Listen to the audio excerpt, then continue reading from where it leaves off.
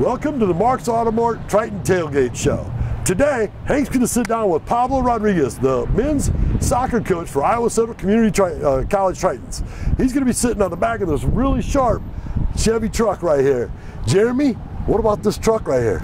Beautiful truck, local trade-in, 2019 Chevy pickup's very nice. That's cool. Hey, one of the things about Mart's Auto Mart that I always thought was really nice was the extra products folks can get when they buy a truck from you guys. What are some of those products? Yeah, so when you buy a truck here, there's products to protect you after the sale. So whether it be gap insurance, extended service contract, credit life insurance, paint protection, so that way even after the sale you're still protected and no out of pocket cost. I know that. And in fact, you helped me out with that, what was it, the gap insurance stuff, and that helped me out big time when my first one got totaled that I bought from you. Definitely. So thank you for that. Thank you. All right, so hey, let's head on back to the tailgate with Hank and Pablo. Welcome back to the Mart's Auto Mart Triton Tailgate Show. I'm Hank Ambrose. Special guest with us today, Coach Pablo of the Triton men's soccer team. Coach, thanks for joining us for the show today. My pleasure, my pleasure. You know, I love soccer. Soccer, my favorite sport growing up, so I've been super excited for this interview. You've had a lot of really great coaches around you in your coaching umbrella, and I know you're the head coach of the men's side, but if you don't mind, I want to spend talking about the women's side at first. And I want to ask you about Coach Jordan's transition over to being the women's head coach. Well, Jordan, he did an incredible job on the men's side. He's a very good recruiter. He's a very good practice coach. He sets up practices really well. And, you know, as soon as you took over, he really, you know, just hopped right on and started recruiting, you know, talented girls. And, you know, right now I believe that they're ranked as high as 15th in the nation after only his second year. I mean, this is his first recruiting class in reality. Yeah. And he, like I said, he did a wonderful job for us on the men's side. And, you know, I think the transition was, you know, virtually painless for him because he was already so involved in the day-to-day operations of the team. And he's a former Triton player as well. Now, were you coaching at the time at Iowa Central when he was involved with us as a player? Yes. Jordan came to us from Carroll, Iowa. And he developed very quickly into a very good goalkeeper. And yeah, he played on the varsity team his last year as the starting goalkeeper. So yes, he was a big part of the men's soccer team as a player and as a coach. Yeah, a true Triton, which is something we love. You know, going through a whole lot of different sports, there are a lot of former players turn coaches, and some of the most popular ones in form of like football. American football would be like quarterbacks and wide receivers turning into coaches. Those are one of the biggest ones in the college and pro field for today. In baseball, there's a lot of catchers and there's a lot of pitchers. What would you say is the highest coaching percentage among former positional players in terms of positions? I would say a lot of center backs have to have a good idea of how to read the game because they sit in the back and kind of watch the whole thing develop. So a lot of midfielders also, which are kind of guys that pull the strings in the midfield. So tactically, they have to be, you know, their soccer IQ has to be very good, and they can kind of transition that IQ to teach, you know, younger players as they get older and no longer are able to play at the highest level. Is there a most important position on the field for soccer, Coach? I don't believe so. I think every position is important, you know, from the goalkeeper to the guy that's going to be scoring the goals to having a solid defense. You have to have, you know, really good midfielders. That, you know, there are some positions that are probably less glamorous, let's just say, but, you know, everybody loves a goal, right? So everybody, the guy that scores the goal gets all the praise, but there's a lot of work behind that, you know, a lot of people don't realize that unless you had those, you know, those guys in the back defending you, you wouldn't have the freedom to go forward. And so every position in soccer is important, you know, and even the position of somebody on the bench, you know, because when legs get tired, that person needs to come in and you know, do the job just as well as the person that was there before them. So you know, it's important to have good 11 players and to have, you know, a solid bench. Mm-hmm. And let's talk a little bit about how your offense and defense is ran, Coach. What are your biggest coaching inspirations from what you brought before you were a coach and what you've since you are now a coach? Well, I grew up until I was about 9 years old in Uruguay, which is a soccer-rich nation. It was actually where the first World Cup was ever held. It's only a country of 3 million people, but it's soccer-rich. I mean, there's a lot of famous players around the world that are from Uruguay. So I grew up there until I was 9. Then my family and I moved to New Jersey, which at the time was also very soccer-rich in New Jersey. The area of Kearney, New Jersey, and Newark, New Jersey, Elizabeth, New Jersey. And so I played there for most of my teen years. And one of the guys, I mean, we had a really good team. One of the guys is actually the current national team coach, which is Greg Berhalter. So, and then we had another guy that played at Manchester City, which is a big club. And so I was always around, by luck or not luck, but I was always around really good soccer, and the conversations usually were about a soccer team or about soccer drill or something like that. So once we moved here with my family in 2009, I took up to help out the team at the high school as the head coach there, and I was also helping out at the college at the same time. By this time, I had accumulated some licenses, some educational programs that the United States Soccer Federation provides, and so I attended those and kind of got my feet wet a little bit. And then after about 5 years of coaching the high school and being the assistant under Ben Taylor, which is a very good coach here at Iowa Central, I was given the opportunity to lead the team. So this is our 7th season now, going into our 7th season. The biggest transition I always hear in most sports, whether it's American football, whether it's baseball or basketball, is speed. Always bumped up to the next level. And then the level above that is always speed. The game gets so much quicker. Would you say the same about soccer, or is there a different area? Absolutely, and in a way, it's also the way I run my drills during the practices. We don't usually change a lot of things. We don't have a book full of different plays, but the ones that we do run, we make sure that every day it gets faster and faster and cleaner, and there's a lot more energy to it. So you might look at a practice, on the reserve team, and they might be doing almost the same exact thing that the varsity team is doing, but you'll clearly notice that the varsity team is just doing it at a much faster pace. And so yeah, so speed of play is, we could say, it's probably one of the most important parts of soccer, is speed of play. And earlier, right at the beginning of the interview, I was talking to you about Coach Jordan. One of the things you brought up about Coach Jordan, he's an excellent recruiter. What makes for an excellent recruiter in soccer? Well, a lot of the times it's just being able to be out there. I mean, he puts in a lot of travel time. Jordan, he's even been to, when he was with us, I sent him out to Germany to look at some players. I mean, he's been all over the country, all over the state. I mean, he goes to open gym nights before the high school seasons even start, and he's developed over the years. He's developed a good eye for what he needs, and being, looking at somebody and determining whether they're going to be athletic enough to play at this level is just as important as how talented they are. Because you might have a lot of talent, but if athletically your speed is not up to the Region 11 NJCAA, then you're going to struggle. And I'd also really want to ask you about, since we're talking about recruiting and scouting players, I want to ask you if you get much time getting to look at the local area as much as you do overseas, because one of the things that come to mind, and I was thinking about heading into the interview today, is, well, shoot, we got the Humble Wildcats, who are just in the state championship game, who are our backdoor neighbors, really, out of Fort Dodge. And I wanted to know, do you have any high school connection you really like to keep part of? Well, we are currently the school that plays the most Iowa kids on the starting 11.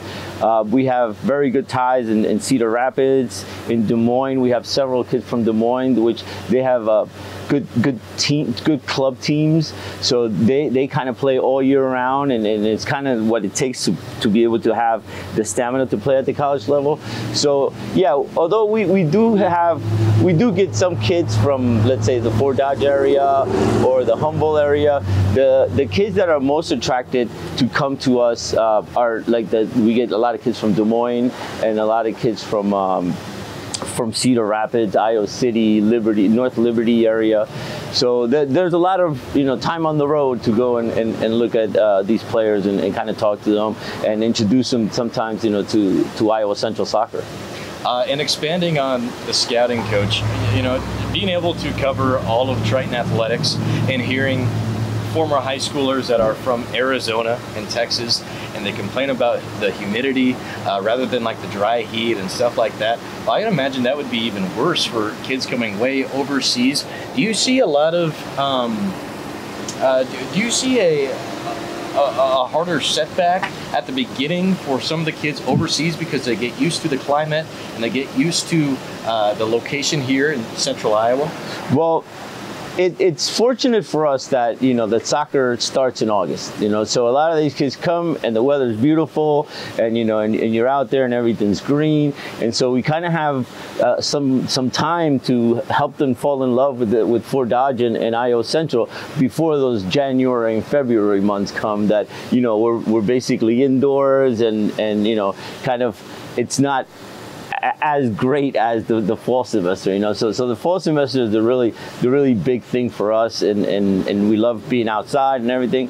And then to be able to do that, you have to do the other thing too, the indoor practices in the weight rooms during the January, February, and sometimes March months. Totally. And if that's not it, what is the hardest part about coaching for an NJCAA soccer club? There's a lot of different aspects that go into the coaching at the college level. We have to make sure that these kids are getting a good education. So we stay up on their grades. We have study tables twice a week for an hour and a half, and we check their grades every Monday. We're also informed if for any reason that they miss a class or something, we get informed right away. We could address it. So there's that side of it. There's also the other side of the emotional side. Some of these kids are away from home for the first time. So you kind of have to, be there for them basically 24 hours a day. Sometimes they get homesick. Sometimes they just need somebody to talk to. And then when we get to the playing side is, some of them are very shocked by the level that's played in the Region 11 NJCAA. So we have to kind of ease into our game. So we have some preseason games where they kind of start to feel what it's like to play at the college level. And for them not to get discouraged and to show them how so many other kids before them were also shocked, and now they're playing, at four-year schools, at Division I schools, and even at the professional level. So, working with those freshmen is a big part of it, and having good sophomores that kind of guide the freshmen, from that point of view, that's also very important, and every class is different also. So, so that's a difficult aspect of it. Because you bring in so many players, like you said, overseas, other side of the world, but also a bunch of different states, or maybe the other side of the state. Tell us how the communication and language barrier is like among the teammates. It's interesting you say that, because they usually, teenage kids are teenage kids, so they find the way to communicate. The funniest story that I could say about this particular season is that we have a young man from Japan, and one of the things that he kept asking me was, is there anybody else from Japan on the team?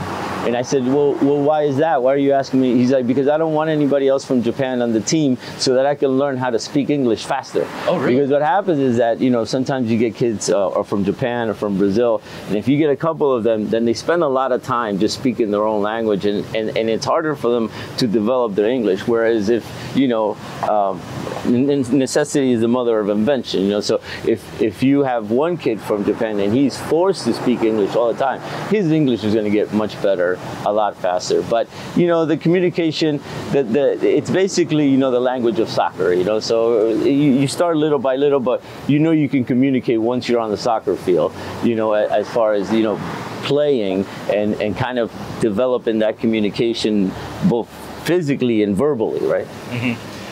To the point we're at right now in the season, tell us what's going on with the men's soccer team and what is to come for the coming matchups as well. So we had 2 good preseason games. We played Iowa Lakes, our second game. So the first game we tied against, it was a very good game out in Galesburg, Illinois, against Carl Sandburg. Then we played a very, very competitive game against the 4th ranked team in the nation, Iowa Lakes. So we lost 2-0. We did a lot of good things. We looked really good. And then this past week we tied 0-0 against Marshalltown, which is also a very good game. But what I've noticed the most is that how much we've improved from game to game and how much the speed of play has gotten better. Like yesterday we had a scrimmage, just an inter-squad scrimmage, and the speed of play was really good. So we're happy that we're going forward. You know, reporters always have a different story heading into the season for preseason play, midseason play, and then at the end of the season. But what I always find interesting is learning what coaches believe the true story is of their own season. So if I may ask you, what do you think the true story of the season is for the men's soccer team? Well, in the past, we've always been very competitive. So there's always like an edge. We were ranked as high as, I think it was 10th in the nation in 2018. Then we had a couple of years with COVID and stuff like that. But the games are won and lost by one goal difference or a 2 goal difference. So, you know, the difference between having a really good season and not having a good season, the margins are very small. So that's what you really have to concentrate on is the details, you know, not to give up the last, 5 minutes of the game because your legs are tired. So that's where like a lot of coaching comes involved, to really have a feel for what your players are doing on the field, at certain times and where they're feeling comfortable or not. But as far as having a good season, I think we started well. We're only getting better. And like I said, in Region 11, there's basically no bad teams. So at any moment, a 1-0 loss, it could be a 1-0 win. So to predict how that it's all going to work out at the end is kind of tough, you know? But you go in there hoping and preparing more than anything for those tough games to make sure that that small, tiny difference falls in your favor, not on the opponent's. The pressure's always on. Yeah, absolutely. But at the same time, there's a lot of reward because for a lot of the kids, whether we have a 6-6 season or a 14 and 4 season or whatever it is, because the level's so high, there's a lot of people around the country that are looking for players that come here to Iowa Central to pick up for their 4-year schools. We have basically 7 kids from last year went on to play at the 4-year with full rides. So incredible. Yeah. It's been really good in that sense, and it's very rewarding knowing that what you're doing, whether you win 1-0 or you lose 1-0, that efforts are being rewarded to these kids that are putting the work in. So that's a nice part of it. Wonderful. Well, one last question before I let you go. What's the next step for the Triton Soccer Club? Well, we go to we play Nyack next Wednesday, so we're hoping to go out there prepared. When you have like a week of not playing, when we're used to playing every Wednesday and Saturday, you need to get the guys sharp. So the next game will be an important one for us because it'll show that mental toughness of not being against the competition for a week. But we look forward to it. We look forward to it. And of course, being in the regional play is always a big one as well. Yeah, we've always we've always been, like I said, we've always been competitive, and it's always been like a 1-0 or a 2-1 game. So our region is a good one, and a lot of coaches from the 4-year schools not only call me about my guys, but they might call me and say, hey, what did you think of this guy at Marshalltown, or what's your opinion on the guy from Indian Hills, or what do you think about the guy? So it's good that it's not only our school that, because like they say, iron sharpens iron. Yes. Because we have such great teams in our region, we all benefit from that, because we become better by playing good teams, you know. And that's exactly where I was going to go next. Iron sharpens iron, which is the beauty of it all. Yep, yep. Well, sounds good. Coach Pablo has been our guest today on the Mark's Auto Mart Triton Tailgate Show. Don't forget to go out, support the Iowa Central men's soccer team, but also the women's team. This upcoming Wednesday, going to have a big regional contest. If you can't make it out in person at Harlan Rogers Sports Complex, you can go on to our Triton Nation YouTube channel and watch the live stream from right there. Coach Pablo, thanks for joining us. Thank you for having me. Till next time, this is Hank Ambrose and Coach Pablo on the Mark's Auto Mart Triton Tailgate Show.